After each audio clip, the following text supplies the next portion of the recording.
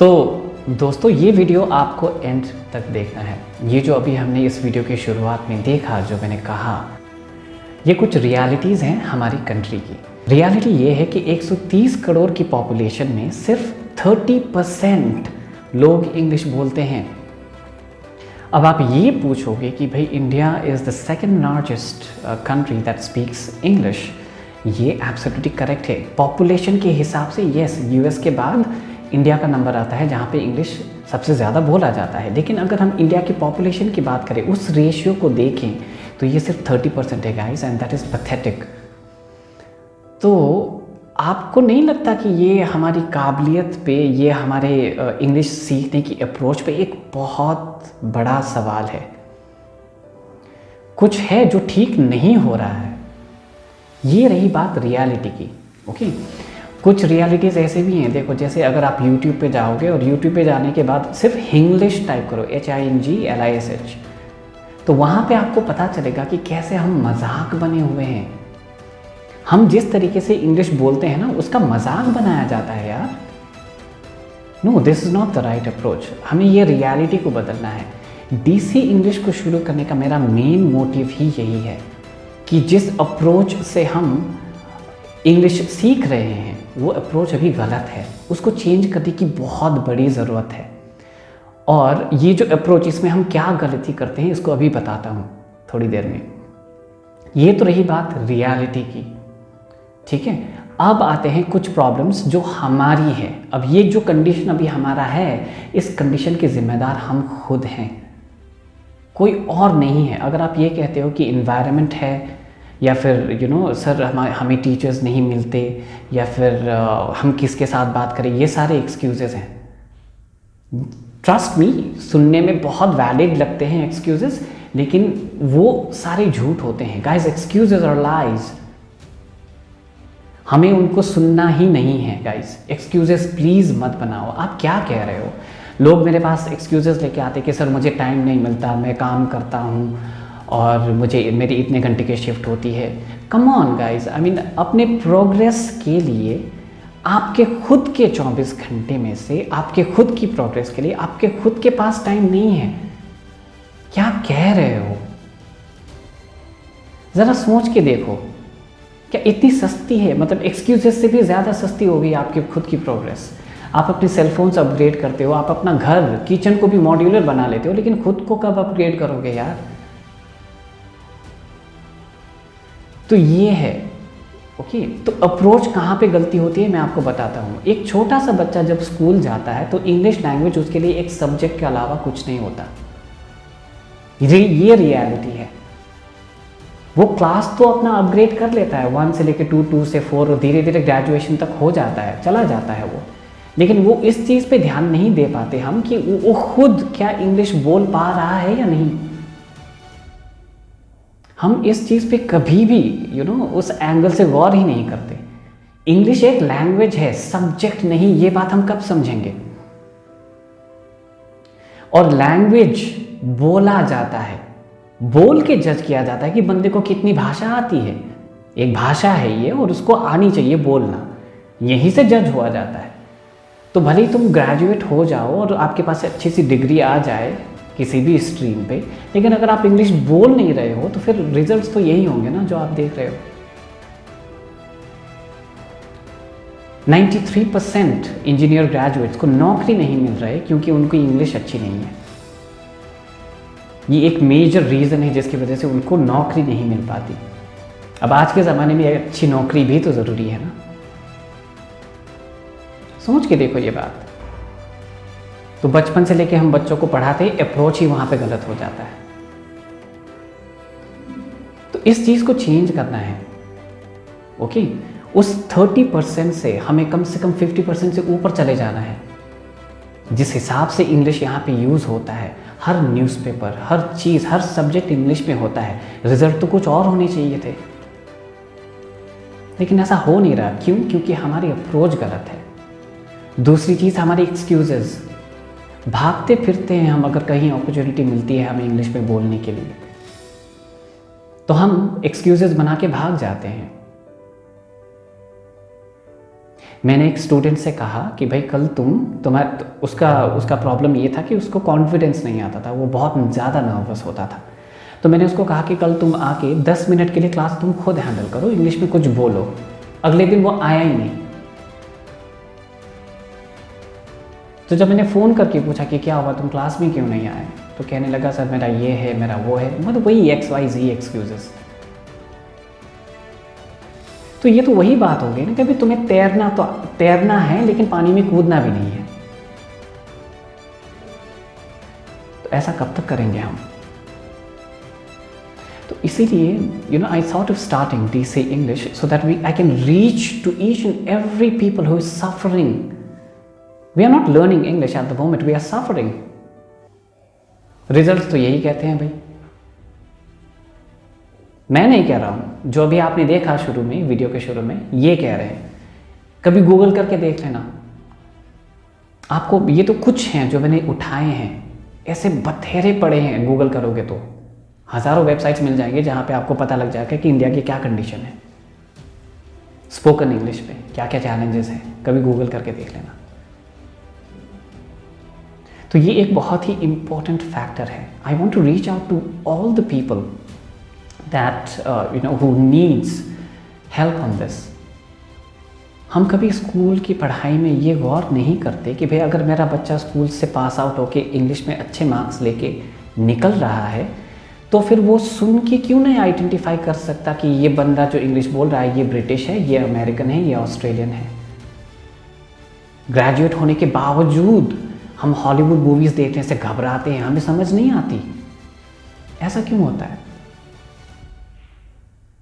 एक school pass out graduate को तो अच्छे से समझ में आ जाना चाहिए कि ये अमेरिकन एक्सेंट है, ये ब्रिटिश एक्सेंट है, ये बंदा ऑस्ट्रेलिया से है। वो अगर जोक ट्रैक करे तो आपको समझ में आ जाना चाहिए। वो टांग खींच रहा है इंग्लिश में, वो आपको समझ में आ जाना चाहिए आपकी डिग्री के हिसाब से। तो डिग्री तो यही कहता है, लेकिन आप खुद नहीं कर रहे हो। ये एक बहुत बड़ा सवाल है यार, इस चीज़ को बदलना है हमें।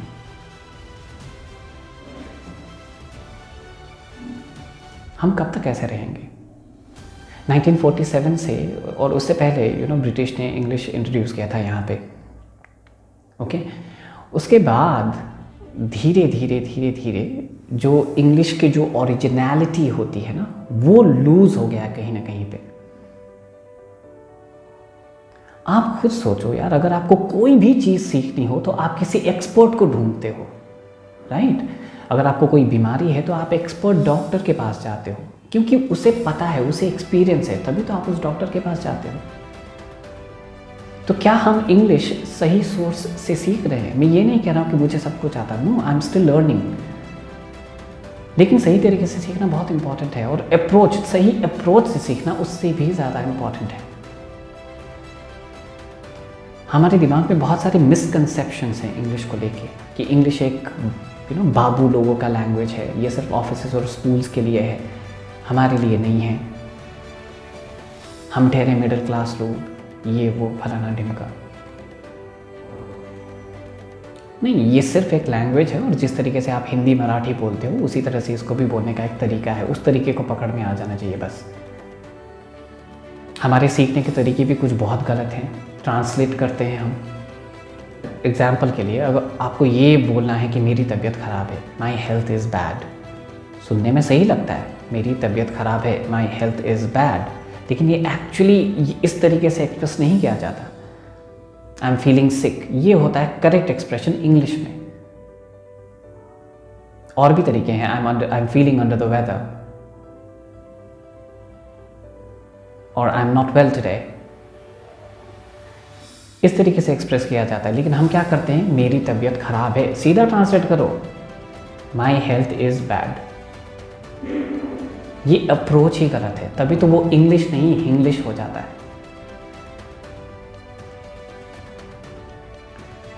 तो ये कुछ चीज़ें हैं जो हमें बहुत अच्छी तरीके से समझना है, और हम चैलेंज भी ये करते हैं, मेरी तबीयत खराब है, I am not feeling well, और I am feeling under the weather. Sir ये तो सीधा सीधा हिंदी से मैच नहीं हो रहा। मैच क्यों करना है भाई?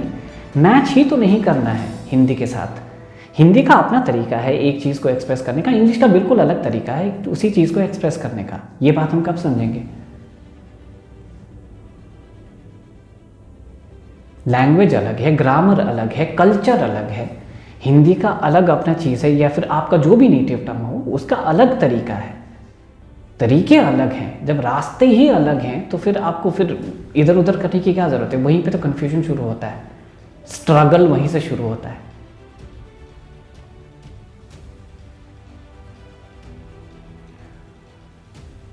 सो हो सकता है आपको ये वीडियो देख के थोड़ा अच्छा ना लगे, बट ये रियलिटी है इंडिया की, अभी हमारे देश की यही रियलिटी है। और मुझे आप लोगों के साथ मिलके उस 30% को ऊपर लेके जाना है। अच्छे लेवल पे अच्छे स्पोकन इंग्लिश वाले लोग चाहिए, मेरे लिए या किसी और के लिए नहीं, आपके खुद के लिए, खुद के करियर के लिए। बी सेल्फिश, इट्स ओके, खुद की लर्निंग के लिए। और एक्सक्यूजेस मत दिया करो। आप ज़रा सोचो यार, हमारे जो प्रेसिडेंट है अब्दुल कलाम साहब, जब इनिशियली जब रॉकेट लॉन्च किया तो उनके पास ना ट्रांसपोर्ट था, ना कोई सिस्टम था, ना कोई बंदोबस्त, लेकिन फिर भी उन्होंने खेत में ले जाके साइकिल से उन्होंने वो किया था, रॉकेट्स के पार्ट्स को ट्रांसपोर्ट किया था खेत तक। उनके पास पैसे भी नहीं थे, तो उनके पास तो हम लोगों से ज़्यादा वैलिड एक्सक्यूजेस थे, वो आराम से एक्सक्यूज़ दे के बैठ सकते थे। लेकिन अगर उन्होंने अगर उस टाइम एक्सक्यूज़ दिया होता तो आज इसरो नहीं होता।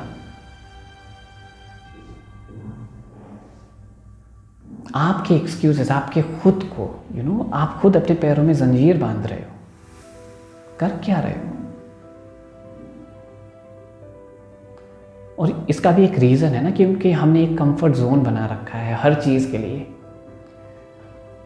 We want to be on our cosy homes. No,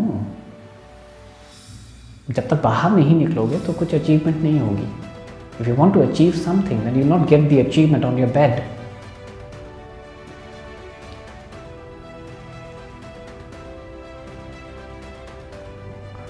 सो ये हमें बदलना है। We will have to get out of our comfort zone and achieve and learn English the way it is. The way it is, the way we are supposed to learn it, the correct way. Something that is valid.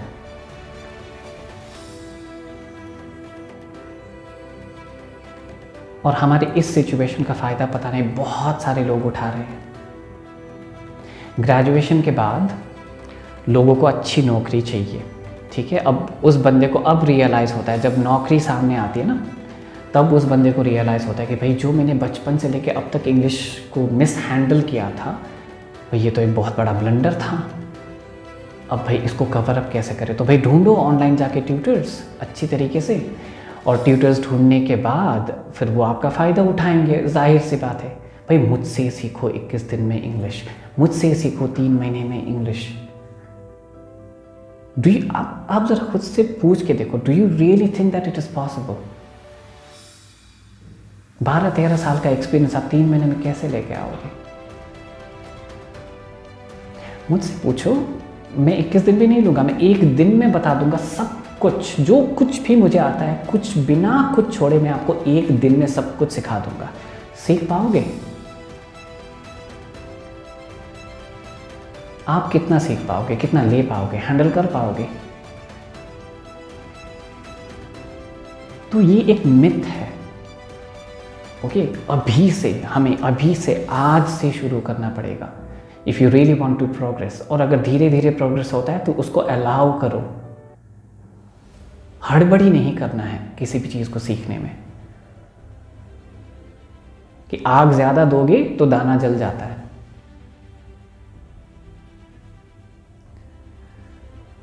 So it is not possible. Maybe it is possible. हो सकता है कुछ लोगों के लिए, कुछ बहुत ही sharp students होते हैं, वो जल्दी से सीख भी जाते हैं। ऐसा नहीं है कि कोई भी नहीं सीखेगा, लेकिन majority of the people it is not possible. Fact ये है कि किसी भी चीज़ को सीखने के लिए टाइम लगता है। किसी भी चीज़ को सीखने के लिए टाइम लगता है, वो एक्सपीरियंस से आता है। अगर मैं आपसे पूछूं व्हाट इज़ योर नेम, तो आप बहुत कंफर्टेबली बोल दोगे माई नेम इज़ XYZ। क्यों? क्योंकि माई नेम इज़ XYZ ये जो पर्टिकुलर सेंटेंस है ना, ये सेंटेंस पता नहीं ज़िंदगी में आपने कितनी बार बोला है। अब आपके जहन में ये सवाल भी नहीं होता कि ये ग्रामेटिकली करेक्ट है या इनकरेक्ट है। आपको अच्छी तरह से पता है कि ये ग्रामेटिकली करेक्ट है, और वो पर्टिकुलर सेंटेंस आपके अंदर एक एक्सपीरियंस बन के घुसा हुआ है। तो अगर आपको सिर्फ स्टेज पे जाना है और सामने बहुत सारे लोग बैठे हैं और वहाँ पे कोई बंदा पूछेगा व्हाट इज़ योर नेम, और आपको सिर्फ स्टेज में जाके इतना बोल के आना है कि माय नेम इज़ XYZ, तो क्या आप बिना नर्वस हुए बोल सकते हो? जाहिर सी बात है, बोल सकते हो, सिर्फ एक ही सेंटेंस बोलना है इंग्लिश में। लेकिन सवाल ये है कि ऐसे एक्सपीरियंस वाले सेंटेंसेस और कितने हैं आपके पास? क्या आपने बाकी सेंटेंसेस, बाकी वर्ड्स को अपने अंदर से तजुर्बे में उसको तब्दील किया है? Have you made all of these sentences that you need in your daily life as a part of your experience? तो इंग्लिश किसी किताब से नहीं बोली जाती, इंग्लिश बोली जाती है तजुर्बे से, एक्सपीरियंस बोलता है आपका, कोई ग्रामर या कोई ऐसी चीज़ नहीं बोलती। तो इंग्लिश ग्रामर का रोल जो होता है, आपको पता है कहाँ पे आता है? इंग्लिश ग्रामर का रोल मतलब ये होता है कि जब आप किसी लैंग्वेज को सीख रहे हो और उसको बोलना सीख रहे हो, तो बोलते टाइम जो थ्योरी आपने सीखी है उसको एक्सपीरियंस पे कन्वर्ट करते टाइम कहीं गलती तो नहीं हो रही। बस उस चीज़ को, ये एक छोटा सा टूल है छेनी हथौड़े की तरह, जो आपकी कार्विंग्स को, आपके सेंटेंसेस को, आपके बोलने के तरीके को और सुंदर बनाने के लिए यूज़ होता है। ग्रामर सब कुछ नहीं होता। तो बेसिकली आपका सब कुछ क्या है? जो भी आपने थ्योरी सीखा है, लैंग्वेज में जो कुछ भी आप सीख रहे हो, उसको आप एक्सपीरियंस कैसे बना रहे हो, ये सबसे इम्पॉर्टेंट होता है। आपका एक्सपीरियंस क्या वो ठीक से बन रहा है या नहीं, ये सबसे बड़ा सवाल है। जितनी अच्छी तरीके से आप थ्योरी को एक्सपीरियंस बनाओगे, उतना ही बेहतर आपका इंग्लिश होता जाएगा।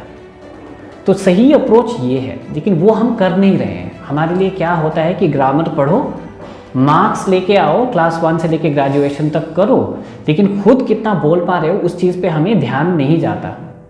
यही गलती होती है हमारी। सो गाइज, इस चीज़ को बदलना है। इसी चीज़ को बदलने के लिए ही मैंने इस इंस्टीट्यूशन को फाउंड किया था, शुरू किया था। My only intention is to ensure that I can reach each and every person who needs this. There is a lot, that I can do for people, and I really want your help and your support for this revolution. Not just learning, but I need your help and your support, and I really need you to go ahead and join me.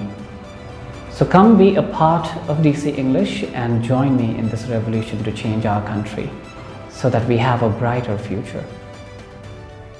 This is DC, and I'll see you in my class.